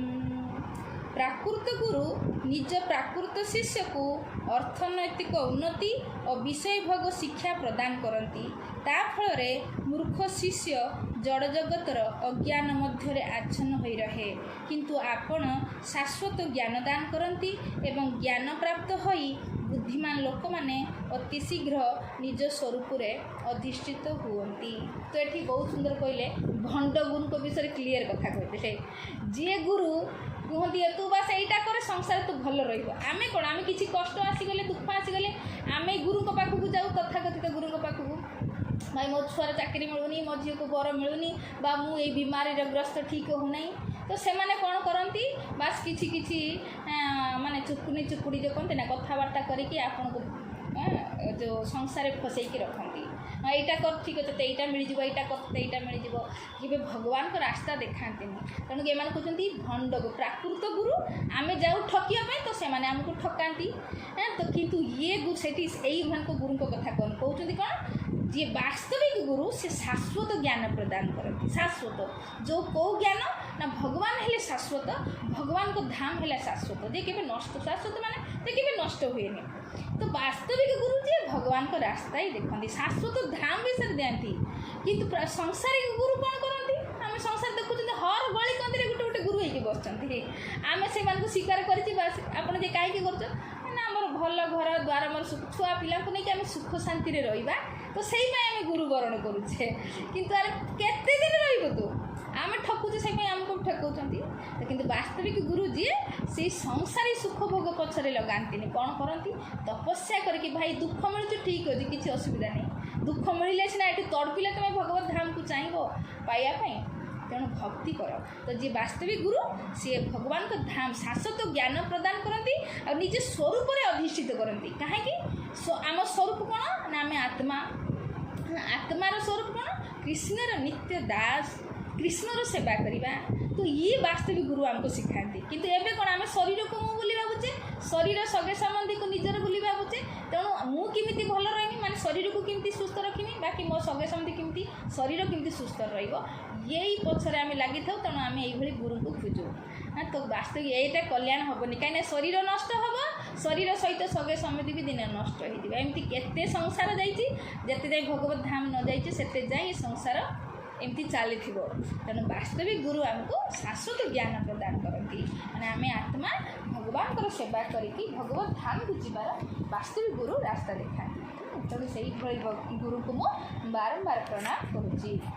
तो पंचम श्लोकटारे कौन कहते त्वं सर्वलोकस्य सुहृद प्रिय ईश्वर आत्मा गुरुर्ज्ञानम् अभीष्ट सिद्धि तथापि लोका न भवन्त्मधन्ति जानाति संतं हृदि बद्ध काम। हे प्रभु आपण समस्तंकर परम सुहृद प्रिय नियंता परमात्मा परमोपदेष्टा परम ज्ञान प्रदाता एवं समस्त वासना पूरणकारी अटंती किंतु आपण जदिओ हृदय रही तथापि मूर्ख माने सेमानको काम वासना हेतु आपण ଆପଣଙ୍କୁ ଜାଣିପାରନ୍ତି ନାହିଁ। ହଁ, ଭଗବାନ ସମସ୍ତଙ୍କ ହୃଦୟରେ ଅଛନ୍ତି। ଗୀତାରେ ବି ଏଇଟା କହିନାହାନ୍ତି ନା, ପିତା ଅହମସ୍ୟ ଜଗତ ମାତା ଧାତା ପିତାମହ ପ୍ରଭୁ ସାକ୍ଷୀ ନିବାସ ଶରଣ ଶ୍ରୁତ। ଭଗବାନ ଆମର ସବୁକିଛି। ସିଏ ଆମର ହିତୈଷୀ, ସିଏ ଆମର ପ୍ରିୟ, ସିଏ ଆମର ନିୟନ୍ତା, ସିଏ ପରମାତ୍ମା ରୂପରେ ହୃଦୟରେ ଅଛନ୍ତି, ପରମ ଉପଦେଷ୍ଟା, ପରମ ଜ୍ଞାନ ପ୍ରଦାତା। ହଁ, ସମସ୍ତ ବାସନାକୁ ସେ ପୂରଣ କରିପାରିବେ। କିନ୍ତୁ ଆମେ ତାଙ୍କ ବିଷୟରେ ଜାଣିନେ। ସବୁଠୁ ନିଜର ଯଦି ଭଗବାନ, କାହିଁକିନା ପରମାତ୍ମା ରୂପରେ ଆମ ହୃଦୟରେ ଅଛନ୍ତି, କିନ୍ତୁ ତାଙ୍କର ଉପସ୍ଥିତିକୁ ଆମେ ବୁଝୁନୁ। ସେଥିପାଇଁ ସେମାନଙ୍କୁ କୁହାଯାଏ ମୂର୍ଖ ଏଠି କହୁଛନ୍ତି। ତଥାପି ମୂର୍ଖମାନେ ସେମାନଙ୍କୁ କାମନା ବାସନା ଯୋଗୁଁ ସେ ଆପଣଙ୍କୁ ଜାଣିପାରୁନାହାନ୍ତି। ତ ବାସ୍ତବିକ ଆମେ ସଂସାରରେ ଦେଖିବା, ଯଦି ନିଜର ଅତି ନିଜର କିଏ, କେବଳ ସେ ଭଗବାନ। କାହିଁକିନା ସେ ଆମକୁ କେବଳ ଫେରେଇକି ନେବା ପାଇଁ ପରମାତ୍ମା ରୂପରେ ସବୁ ଜୀବଙ୍କ ହୃଦୟରେ ବସୁଛନ୍ତି। କେ ଦିନ ତ ସେ ମୋ ଆଡ଼କୁ ମୁହଁ କରିବ, କେ ନା କେ ଦିନ ତ ମୋ ଆଡ଼କୁ ମୁହଁ କରିବ। ତ ନିଶ୍ଚୟ ଫିରି ଭଗବାନ ଆମକୁ ସେଇ ସଦ୍ଜ୍ଞାନ, ସେଇ ସଦ୍ବୁଦ୍ଧି ନିଶ୍ଚୟ ଦେବେ। ଆମକୁ କାହିଁକି ଏବେ ଭଗବାନ ତ ସଦ୍ବୁଦ୍ଧି ସମସ୍ତଙ୍କୁ ଦେଉଛନ୍ତି, କିନ୍ତୁ ଆମର ଯେହେତୁ କାମନା ବାସନା, ସଂସାର ବିଷୟ ଭୋଗ କରିବାର ଯେଉଁ ପ୍ରବୃତ୍ତି ରହିଛି, ସେପାଇଁ ଭଗବାନଙ୍କୁ ଆମେ ଜାଣିପାରୁନେ। ତ ଭଗବାନଙ୍କୁ ଜାଣିପାରିବା ଯେତେବେଳେ ଭଗବାନଙ୍କର ଆଜ୍ଞା ଅନୁସାରେ ଆମେ କର୍ମ କରିବା। ଭଗବାନ ସ୍ୱୟଂ କହୁନାହାନ୍ତି ନା ଯେ ତେଷାମ୍ କ'ଣ କହିଲେ, ତେଷାମ୍ ସତତ ଯୁକ୍ତାନ ଭଜତାମ୍ ପ୍ରୀତିପୂର୍ବକ। ହଁ, ଯିଏ ସତତ ଭାବରେ ଯୁକ୍ତ ମୋ ସହିତ ରହିବ, ପ୍ରୀତିପୂର୍ବକ ମୋର ଭଜନ କରିବ, ଫିର୍ ମୁଁ ବୁଦ୍ଧି ଦେବି। ଭଗବାନ ଭିତରେ ଅଛନ୍ତି ବୁଦ୍ଧି ଦେବା ପାଇଁ, କିନ୍ତୁ ଆମେ ତାଙ୍କ ବୁଦ୍ଧି ନେବା ପାଇଁ କେବେ ଚାହୁଁନେ। ଆମକୁ ତ ସଂସାର ବୁଦ୍ଧି ଦରକାର, କେମିତି ଆମେ ସଂସାରରେ ସୁଖ ରହିବା। ତ ସଂସାରରେ ସୁଖ ରହିବା ଯେହେତୁ ଆମେ ଚାହୁଁଛୁ, ତେଣୁ ଭଗବାନ ଆମକୁ ସେଇଭଳିଆ ବୁଦ୍ଧି ଦେଉଛନ୍ତି, ଠିକ୍ ଅଛି ତୁ ରହ। କିନ୍ତୁ ଯେଉଁଦିନ ଆମେ ଚାହିଁବା ନା ଭଗବାନ ଦରକାର, ଫିର୍ ଭଗବାନ ସେଇଭଳିଆ ବୁଦ୍ଧି ଦେବେ। କହୁଛନ୍ତି ଯେନ ମା ଉପଜାତି ଦେ, ଫିର୍ ମୁଁ ବୁଦ୍ଧି ଦେମି। କ'ଣ ବୁଦ୍ଧି ଦେମି? ସଂସାରରେ ଖୁସି ରହିବା ପାଇଁ ନେ। କି ବୁଦ୍ଧି ଦେମି ନା ଯେନ ମାମ୍ ଉପଜାତି ଦେ, ଯେମିତିକା ସିଏ ମାମ୍ ମାନେ ମୋ ନିକଟକୁ ଫେରି ଆସିବ, ସେଇଭଳିଆ ବୁଦ୍ଧି ଦେମି। ଯେଉଁଦିନ ଆମେ ଭଗବାନଙ୍କର ଉପାସନା ଆରାଧନା କରିବା ଆରମ୍ଭ କରିବା। କେତେବେଳେ କରିବା? ଗୁରୁଙ୍କ ସଂସ୍ପର୍ଶରେ ଆସିଲେ ସିଏ ଆମକୁ ଶିଖେଇବେ ଯେ କେମିତି ଆମେ ଏଇ ସତତ ଭାବରେ ଯୁକ୍ତ ରହିପାରିବା, ପ୍ରୀତିପୂର୍ବକ କେମିତି ଆମେ ଭଗବାନଙ୍କର ଭଜନ କରିପାରିବା, ଯାହାଦ୍ୱାରା କି ଭଗବାନ ଆମକୁ ବୁଦ୍ଧି ଦେବେ, ଆଉ ଯାହାଦ୍ୱାରା କି ଆମେ ପୁଣି ତାଙ୍କ ପାଖକୁ ଫେରି ଯାଇପାରିବା। ଏ ସାରା ଜ୍ଞାନ ଆମକୁ କେବଳ ସଦ୍ଗୁରୁ ହିଁ ପ୍ରଦାନ କରନ୍ତି। ଲାଷ୍ଟ ପରେ କ'ଣ କହୁଛନ୍ତି? ତ୍ୱଂ ତ୍ୱାଂ ଅହଂ ଦେବ ବରଂ ବରେଣ୍ୟଂ ପ୍ରପଦ୍ୟେ ସମ୍ପ୍ରତିବୋଧନାୟ ଛିନ୍ଦୀ ଅର୍ଥ ଦୀପୈ ଭଗବାନ୍ ବଚୋଭି ଗ୍ରନ୍ଥୀନ୍ ହୃଦୟାନ୍ ବିବୃଣୁ ସ୍ୱମେକଃ। ହେ ଭଗବାନ, ମୁଁ ଆତ୍ମଜ୍ଞାନ ଲାଭ ପାଇଁ ଦେବତାମାନଙ୍କର ବରେଣ୍ୟ ପରମ ଈଶ୍ୱରଙ୍କର ଶରଣ ଗ୍ରହଣ କରୁଛି। ଆପଣଙ୍କ ଉପଦେଶ ଦ୍ୱାରା ଜୀବନର ପରମ ଉଦ୍ଦେଶ୍ୟ ପ୍ରକାଶ କରି ଆପଣ ମୋର ହୃଦୟ ଗ୍ରନ୍ଥି ଛେଦନ କରନ୍ତୁ ଏବଂ ମୋ ଜୀବନର ଉଦ୍ଦେଶ୍ୟ ମୋ ନିକଟରେ ପ୍ରକାଶ କରନ୍ତୁ। ଏ ଲାଷ୍ଟ ଶ୍ଲୋକ ଥିଲା। କ'ଣ କହିଲେ ଭଗବାନ? ରାଜା ଏଥିରେ କ'ଣ କହୁଛନ୍ତି? ହେ ଭଗବାନ, ମୁଁ ଆତ୍ମଜ୍ଞାନ ଲାଭ ପାଇଁ ଦେବତାମାନଙ୍କର ବରେଣ୍ୟ, ଦେବତାମାନଙ୍କର ବରେଣ୍ୟ କି? ସ୍ୱୟଂ ଭଗବାନ। ଦେବତାମାନେ ଯାହାକୁ ବରଣ କରୁଛନ୍ତି, ଯାହାର ଆରାଧନା କରୁଛନ୍ତି, ସେଇଭଳି ଈଶ୍ୱରଙ୍କର ଶରଣ ଗ୍ରହଣ କରୁଛି। ତ ଆତ୍ମଜ୍ଞାନ ଲାଭ କରିବା, ବୁଝିପାରିବା ଏ ଶ୍ଲୋକରେ ଆମେ ସେତେବେଳେ ଆତ୍ମଜ୍ଞାନ ଲାଭ କରିବା ଯେତେବେଳେ ଭଗବାନଙ୍କ ଶରଣରେ ଯିବା। ଆମେ ଦେଖିଲେ ନା ଗୀତାରେ ଯେତେବେଳେ ଅର୍ଜୁନ ଭଗବାନଙ୍କ ଶରଣରେ ଗଲା, ତ ଭଗବାନ ଆତ୍ମଜ୍ଞାନ ପ୍ରଦାନ କଲେ ଦ୍ୱିତୀୟ ଅଧ୍ୟାୟରେ। ତ ଯେଉଁଦିନ ଆମେ ବି ସେଇ କଥା ଏଠି କହୁଛନ୍ତି, ହେ ଭଗବାନ, ମୁଁ ବି ସେଇ ଆତ୍ମଜ୍ଞାନ ଲାଭ କରିବା ପାଇଁ ଆପଣଙ୍କ ଶରଣ ଗ୍ରହଣ କରୁଛି। ଆପଣ କିଏ? ନା ଦେବତାମାନଙ୍କର ମଧ୍ୟ ବରେଣ୍ୟ।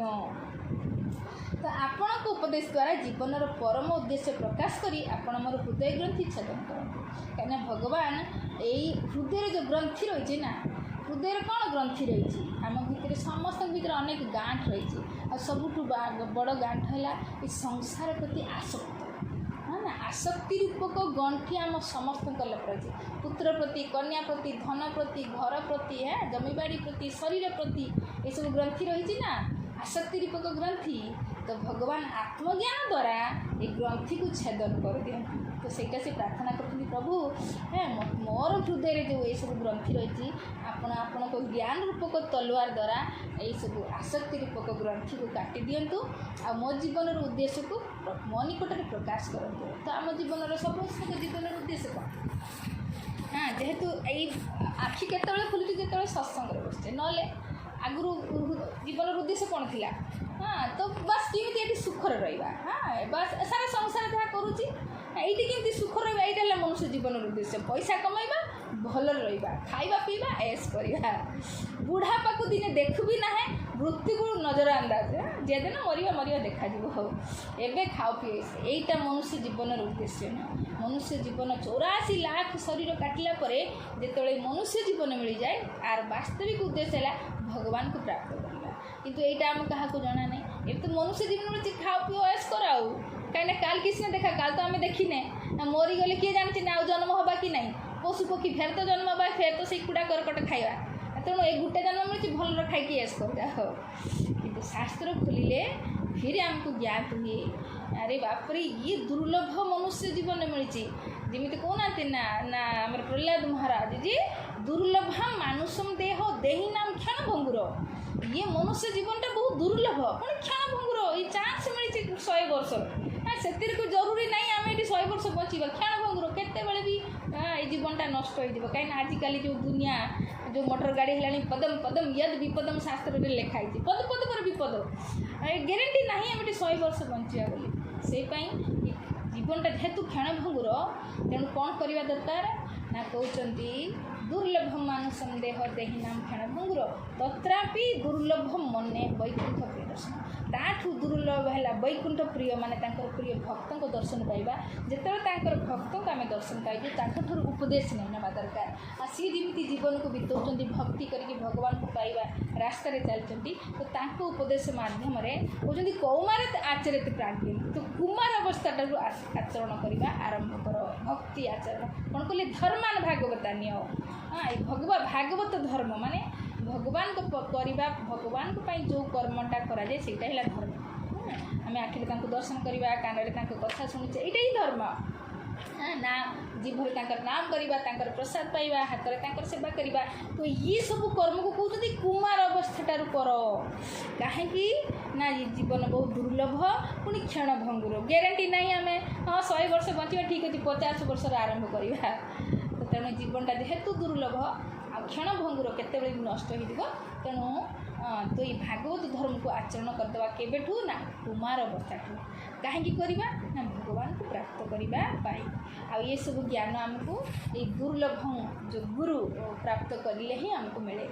ତ ବାସ୍ତବିକ ଆମେ ସବୁ ବହୁତ ଭାଗ୍ୟବାନ ଯେ କମ୍ ସେ କମ୍ ଏଇଭଳି କିଛି ସମୟ ବସିକି ଭାଗବତ ଶ୍ରବଣ କରୁଛେ ଗୁରୁଦେବଙ୍କ କୃପାରୁ। କାହିଁକିନା ମୋର ସେ ଯୋଗ୍ୟତା ନାହିଁ କିଛି କହିକି ଆପଣଙ୍କୁ ବୁଝେଇବା, ଯାହା ଗୁରୁଙ୍କ କୃପାରୁ ଅନୁଭୂତି କରିଛି ବା ସେୟାର କରୁଛି କି ଆପଣ ବି ସେଇଭଳିଆ ମନୁଷ୍ୟ ଜୀବନକୁ ସଫଳ କରାନ୍ତୁ। କାହିଁକିନା ଏ ଚାନ୍ସ ମିଳିଛି।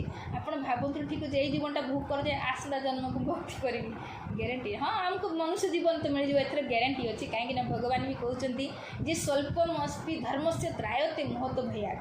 ଅଳ୍ପ ବି ଯଦି କିଏ ମୋର ଭକ୍ତି କରେ ତ ତ୍ରାୟତେ ମହତ, ତା ସେ ମହାନ ଭୟରୁ ରକ୍ଷା କରିବ ପାଇଯାଏ। କାହିଁକି ମହାନ ଭୟ କ'ଣ ନା 84 ଲାଖରେ ଜୀବନ କାଟିବା ବା ନରକ ଦର୍ଶନ କରିବା, ଏଇସବୁ ମହାନ ଭୟ। କିନ୍ତୁ ଭଗବାନଙ୍କୁ ଯିଏ ମୋର ଭକ୍ତି କରେ, ଅଳ୍ପ ବି ଭକ୍ତି କରେ, ତ ସିଏ ଏଇସବୁ ଭୟରୁ ମୁକ୍ତ ହୋଇଯାଏ। କାହିଁକିନା ଭଗବାନ ତ ଆମକୁ ଭୟରୁ ମୁକ୍ତ କରିବେ, ଭଗବାନଙ୍କ ନାମ ହିଁ ଅଭୟ। ଯେହେତୁ ସେ ଦେଖୁଛନ୍ତି ବାରେ ଇଏ ସନ୍ଧ୍ୟାବେଳେ ଗୁରୁବାର ବସିକି ମୋ କଥାକୁ ଶୁଣୁଛନ୍ତି, ତ ଇଏ ତ ଭକ୍ତି ନା। ଯେଉଁ 9 ପ୍ରକାର ଭକ୍ତି ଅଛି, ଶ୍ରେଷ୍ଠ ଭକ୍ତି ଶ୍ରବଣ, ତ ଆମେ ଶ୍ରବଣ କରୁଛେ। ତ ସେଇପାଇଁ ଇଏ ତ ଗ୍ୟାରେଣ୍ଟେଡ଼ ଭଗବାନ ଆସନ୍ତା ନିଶ୍ଚୟ। ଭଗବାନ କହୁଛନ୍ତି କେଇଠି ଜନ୍ମ ଦେବେ, ଯଦି କିଏ ବି ଅଳ୍ପ ଭକ୍ତି କରେ ସେ 84 ଲାଖ ଚକ୍ର କାଟିବନି କି ନରକ ଦର୍ଶନ କରିବନି, କେଉଁଠିକି ଯିବ? କହୁଛନ୍ତି ସୁଚିତାମ ଶ୍ରୀମତାମ ଗେହେ ଯୋଗ ଭ୍ରଷ୍ଟ ବିଜାୟତେ। ଧନୀ ପରିବାରରେ ଭକ୍ତ ପରିବାରରେ ମୁଁ ଜନ୍ମ ଦେବି, ଯେଉଁଠି ସେ ପୁଣି ଭକ୍ତି ଆରମ୍ଭ କରିବ। ତ କିନ୍ତୁ ଆମକୁ ଆଉ ଥରେ କାହିଁକି ଜନ୍ମ ନେବା, ଆଉ ଥରେ କାହିଁକି ଚାନ୍ସ ନେବା ଯେ ଆଉ ଥରେ ପୁଣି ଜନ୍ମ ହେବା, ଆଉ ଥରେ ଭକ୍ତି କରିବା? ଏଇ ଜୀବନରେ କାହିଁକି ଭଗବାନଙ୍କୁ ନ ପାଇବା? ଯେହେତୁ ଜାଣିଗଲେ ଭଗବାନଙ୍କ ବିଷୟରେ, ତ ସେଇଭଳି ସିରିୟସ୍ ହେବା ଭକ୍ତିରେ, ଭଗବାନଙ୍କୁ ଏଇ ଜୀବନରେ କେମିତି ପାଇବା। ତ ବହୁତ ସୁନ୍ଦର 8ଟା ଶ୍ଲୋକରେ ସ୍ତୁତି କରିଦେଲେ ଆମର ସତ୍ୟବ୍ରତ ମହାରାଜ। ତ ଏଇ କଥାକୁ ଆମର ସୁଖଦେବ ଗୋସ୍ୱାମୀ କହୁଛନ୍ତି ଇତ୍ୟୁକ୍ତଂ ନୃପତିଂ ଭଗବାନ ଆଦି ପୁରୁଷ ମତ୍ସ୍ୟ ରୂପୀ ମହାମଧୌ ବିହରଂ ତତ୍ ଅବ୍ରବୀତ୍। ଶ୍ରୀ ସୁଖଦେବ ଗୋସ୍ୱାମୀ କହିଲେ ଭଗବାନଙ୍କୁ ଏହିପରି ଭାବରେ ପ୍ରାର୍ଥନା କରିବାରୁ ପ୍ରଳୟ ସାଗରରେ ବିଚରଣ କରୁଥିବା ବେଳେ ମତ୍ସ୍ୟ ରୂପୀ ଆଦିପୁରୁଷ ଭଗବାନ ତାଙ୍କୁ ପରମ ତତ୍ତ୍ୱ ସମ୍ବନ୍ଧରେ କହିଲେ। ସ୍ତୁତି କହି ସାରିବା ପରେ ଭଗବାନ ପରମ ତତ୍ତ୍ୱ ବିଷୟରେ ଜ୍ଞାନ ଦେଇଛନ୍ତି, ଯାହାର ନାମ ହେଲା ମତ୍ସ୍ୟ ପୁରାଣ। ଯେଉଁ ପୁରାଣରେ ତ ସତ୍ୟବ୍ରତ ମହାରାଜକୁ ଆତ୍ମତତ୍ତ୍ୱ ରୂପୀ ଜ୍ଞାନ ପ୍ରଦାନ କରିଛନ୍ତି। ବହୁତ ସୁନ୍ଦର ଏଇ ଶ୍ଲୋକଟାରେ କହୁଛନ୍ତି, ଯିଏ ଏଇ ମତ୍ସ୍ୟ ଭଗବାନଙ୍କ ପ୍ରତି ଯେଉଁ ସ୍ତୁତିକୁ ଶୁଣିବ, କ'ଣ କହୁଛନ୍ତି? ସ ତୁ ସତ୍ୟବ୍ରତ ରାଜା ଜ୍ଞାନ ବିଜ୍ଞାନ ସଂଯୁତ ବିଷ୍ଣୁ ପ୍ରସାଦାତ୍ କଳ୍ପେ ଅସ୍ମିନ୍ ଆସିତ୍ ବୈବସ୍ୱତ ମନ। ଭଗବାନ ଶ୍ରୀ ବିଷ୍ଣୁଙ୍କ କୃପାରୁ ରାଜା ସତ୍ୟବ୍ରତ ସମସ୍ତଙ୍କ ବୈଦିକ ଜ୍ଞାନ ପ୍ରାପ୍ତ ହୋଇଥିଲେ ଏବଂ ଏହି କଳ୍ପରେ ସେ ସୂର୍ଯ୍ୟଙ୍କ ପୁତ୍ର ବୈବସ୍ୱତ ମନୁ ରୂପରେ ଜନ୍ମଗ୍ରହଣ କରିଥିଲେ। ତ ଏହି କଳ୍ପରେ ଆମେ ଯେଉଁ କଳ୍ପରେ ଅଛେ, ଏହି କଳ୍ପଟା ନାଁ ହେଲା ବୈବସ୍ୱତ କଳ୍ପ। ତ ଏଇଥିରେ ମନୁର ନାମ ହେଲା ଏଇ ସତ୍ୟବ୍ରତ ମୁନି। ଯେଉଁ ସତ୍ୟବ୍ରତ ମହାରାଜ ଏବେ ଯେଉଁ ମତ୍ସ୍ୟ ଭଗବାନଙ୍କ ପାଖରୁ ମତ୍ସ୍ୟ ଭଗବାନଙ୍କୁ ସ୍ତୁତି କରୁଛନ୍ତି, ସେଇ ବୈବସ୍ୱତ ମନୁ ଏହି କଳ୍ପରେ ରାଜା ଅଛନ୍ତି, ବର୍ତ୍ତମାନ କଳ୍ପରେ। ତ ଏବେ ସୁଖଦେବ ଗୋସ୍ୱାମୀ କହୁଛନ୍ତି ଯେ ଏଇ ସ୍ତୁତିକୁ ଯିଏ ଶୁଣେ ତାର କ'ଣ ଗତି ହୁଏ, କ'ଣ କହୁଛନ୍ତି? ସତ୍ୟବ୍ରତସ୍ୟ ରାଜಋଷେ ମାୟା ମତ୍ସ୍ୟ ସାଙ୍ଗିନଃ ସମ୍ବାଦଂ ମହତାଖ୍ୟାନଂ ଶ୍ରୁତ୍ୱା ମୁଚ୍ୟତ କିଳ୍ବିଷାତ୍। ଯେ କେହି ବ୍ୟକ୍ତି ରାଜର୍ଷି ସତ୍ୟବ୍ରତ ଏବଂ ଭଗବାନ ଶ୍ରୀ ବିଷ୍ଣୁଙ୍କ ମତ୍ସ୍ୟାବତାରର ଏହି ମହତ୍ ଆଖ୍ୟାନ ଶ୍ରବଣ କରେ, ତାହେଲେ ସେ ଜୀବନର ସମସ୍ତ ପାପର ପ୍ରତିକ୍ରିୟାରୁ ମୁକ୍ତ ହେଇଯାଏ। ତ ନିଶ୍ଚୟ ଭଗବାନ ଏତେ ସୁନ୍ଦର କଣ୍ଡିସନ୍ ଦେଇଛନ୍ତି, ଯିଏ ବି ଏଇ କଥା ଶୁଣେ ତ ସେ ନିଶ୍ଚୟ ସବୁ ପାପରୁ ମୁକ୍ତ ହୋଇଯାଏ। ଆଶା କରୁଛି ଆପଣମାନେ ବି, ବାସ୍ ମୁଁ ବି ସବୁ ପାପରୁ ମୁକ୍ତ ହେଇଯାଇଥିବା। ତ ଆଗ ଶ୍ଲୋକରେ କ'ଣ କହୁଛନ୍ତି ଯେ ଯେଉଁ ବ୍ୟକ୍ତି ଅବତାରଂ ହରେଜ ଅୟଂ କୀର୍ତ୍ତୟେତ୍ ଅନ୍ମହଂ ନର ସଂକଳ୍ପା ତସ୍ୟ ସିଦ୍ଧ୍ୟନ୍ତି ସ ଜାତି ପରମାଂ ଗତି। ଯେଉଁ ବ୍ୟକ୍ତି ମତ୍ସ୍ୟାବତାର ଏବଂ ରାଜା ସତ୍ୟବ୍ରତଙ୍କର ଏହି ଆଖ୍ୟାନଟିକୁ କୀର୍ତ୍ତନ କରନ୍ତି, ତାଙ୍କର ସମସ୍ତ ଉଦ୍ଦେଶ୍ୟ ସିଦ୍ଧ ହୁଏ ଏବଂ ସେ ନିଃସନ୍ଦେହରେ ଭଗବତ ଧାମକୁ ଫେରିଯାଆନ୍ତି। ତ ଆମ ଜୀବନର ତ ଲକ୍ଷ୍ୟ ଏଇଟା ନା। ତ ଆପଣ ସମସ୍ତଙ୍କୁ ଭଗବାନଙ୍କ ଧାମ ପ୍ରାପ୍ତ ହେଉ। ତ ମୁଁ ଏଇ ପ୍ରାର୍ଥନା କରିବି ମତ୍ସ୍ୟ ଭଗବାନଙ୍କ ପାଖରେ। ତ ଆପଣ ବି ମତ୍ସ୍ୟ ଭଗବାନଙ୍କୁ ପ୍ରାର୍ଥନା କରନ୍ତୁ ମୋ ପାଇଁ ବି, ମୋର ବି ଯେମିତି ଏଇ ଜୀବନରେ ଭଗବାନଙ୍କ ଧାମ ପ୍ରାପ୍ତ ହେଉ, ଭଗବାନଙ୍କ ଚରଣରେ ଆମର ମତି ରହୁ। ତ ଏଇ କଥାକୁ ଆମେ ଶୁଣିଲେ ତ ଟୁଟି ଫୁଟି ଭାଷାରେ ଯାହା ବି ମୁଁ ଯେମିତି ଆସିଲା ଆପଣଙ୍କ ପାଖରେ କହିଲି, ଯଦି କିଛି ମୋର ଭୁଲ ହେଇଯାଇଥିବ ନିଜ ଗୁଣରେ ମୋତେ କ୍ଷମା କରିବେ ଆଉ ଆଶୀର୍ବାଦ କରିବେ, ଯେମିତି ମୋର ମତି ଭଗବାନଙ୍କ ଚରଣରେ ଏମିତି ଲାଗିକି ରହୁ ଆଉ ଅନ୍ତିମରେ ଯେମିତି ଭଗବାନଙ୍କୁ ପ୍ରାପ୍ତି କରିପାରେ। ତ ହରେ କୃଷ୍ଣ। ତ ଆଜିର କଥାକୁ ମୁଁ ଏଇଠି ରଖୁଛି। ହରେ କୃଷ୍ଣ କୃଷ୍ଣ କୃଷ୍ଣ ହରେ ହରେ, ହରେ ରାମ ରାମ ରାମ ହରେ ହରେ। ଅଛନ୍ତି ଯାହା ହଉ, କିନ୍ତୁ ଆପଣ ଯେଉଁ କହିଲେ ତ ସମସ୍ତେ ଦିନରୁ ଆସିଥିବା ହିଁ ଆପଣଙ୍କ ଉପରେ ଅଜାଡ଼ି ପଡ଼ିଛି ଏବଂ କାହିଁକିନା ଆପଣଙ୍କ କୃପାରୁ ଆମେ ଏସବୁ ଜିନିଷ ଶୁଣୁଛୁ ବା ଜାଣୁଛୁ। କହିଲେ ଆମେ ବର୍ତ୍ତମାନ ଏଇ ଶ୍ରବଣରେ ହିଁ ଆମେ ଭଗବାନଙ୍କ କଥାରେ ଆମର ଯେତିକି ପାପ ଅଛି ସେସବୁ ଯାଉଥିବ। ତ ଯେତେବେଳେ ପ୍ରଭୁ ଜାଣନ୍ତି, କିନ୍ତୁ ଏଇ ଯେଉଁ ଯାହା ଭାଗବତ କଥା ଲେଖା ହେଇଛି, ଆମେ ଯିଏ ଶ୍ରବଣ କରୁଛି ନବଦା ଭକ୍ତି ଭିତରେ ଏଇ ଯେମିତି ଶ୍ରବଣ ଗୋଟେ ଶ୍ରେଷ୍ଠ। ତେଣୁ ଆମେ ଯେଉଁ ଶ୍ରବଣ କରୁଛୁ ଏଇଥିରେ ଆମ ଯାହା ପାପ କ୍ଷୟ ହେଇଯାଉଛି ବୋଲି ଆମେ ନିଜେ ଅନୁଭବ କରୁଛୁ ଏବଂ ଆମେ ସେଇଟାକୁ ମଧ୍ୟ ନିଶ୍ଚୟ ଭାବେ ସିଦ୍ଧାନ୍ତ କରୁଛୁ ଯେ ହଁ ଆମେ ଶୁଣିବୁ ଏବଂ ସବୁଯାକ ପାପ ଆମର ଯେମିତି କ୍ଷୟ ହେଇଯାଉ, ଆମେ ଯେମିତି ଭବିଷ୍ୟତରେ କିଛି ପାପ କର୍ମ ନ କରୁ। ଯାହା ହଉ, ଆପଣ ତ କହୁଛନ୍ତି ଆଉ କ'ଣ କହିବି, ସେ ସବୁବେଳେ ତ କହିବା ଠିକ୍ ନୁହେଁ, କିନ୍ତୁ ଆପଣଙ୍କର କୃପାରୁ ହିଁ ଯେମିତି ଭଗବାନ ଆପଣଙ୍କୁ ଆମକୁ ଗୁରୁ ହିସାବରେ ପଠେଇଛନ୍ତି, ଆମକୁ ଏ ସତ୍ମାର୍ଗ ଦେଖାଉଛନ୍ତି, ସେଥିପାଇଁ ଆମେ ସମସ୍ତେ ଆପଣଙ୍କ ପାଖରେ ଋଣୀ। ଆଉ ଆଶୀର୍ବାଦ ତ ନିଶ୍ଚିତ ଭାବେ ସାନକୁ ଆଶୀର୍ବାଦ ଦିଆଯାଏ ଏବଂ ଆପଣଙ୍କୁ ଆମେ ସମସ୍ତଙ୍କ ତରଫରୁ ମୁଁ ବି ଆପଣଙ୍କୁ କହିବି ଯେ ଆପଣଙ୍କର ଏମିତି ଭାବେ କହିବାର ଯେଉଁ ଶୈଳୀ, କହିବାର ଯେଉଁ ନିଷ୍ଠା ଲାଗି ରହୁ ଏବଂ ଅନ୍ୟ ଜାଗାରେ ଏଇଟାକୁ ମଧ୍ୟ ସବୁ ଜାଗାରେ ମଧ୍ୟ ନିଶ୍ଚିତ ପ୍ରଶଂସିତ। ତେଣୁ ତେଣୁ ଏତିକି ମୁଁ କହିବି। ତେଣୁ ଆପଣ ଯଦି ସମୟ ଅଛି ରୁହନ୍ତୁ, ନହେଲେ ମୁଁ ଗୁରୁଜୀଙ୍କୁ ଟିକେ କହିବି, ଗୁରୁଜୀ ଟିକେ କହିବେ ଯଦି ଆପଣ ବସିବ ବସନ୍ତୁ, ଯଦି ଯିବା କଥା ଯାଇପାରିବେ, କାହିଁକିନା ଆପଣ ବ୍ୟସ୍ତତା ଥିବେ ଭିତରେ ଅଛନ୍ତି। ଆଉ ତାପରେ ଆମ ଚକ୍ରଧର ଗୁରୁଜୀ ବି ଆସିଛନ୍ତି ଆଜି, ତେଣୁ ସେ ସାଙ୍ଗ କରିବେ। ମାତାଜୀ ବହୁତ ଧନ୍ୟବାଦ।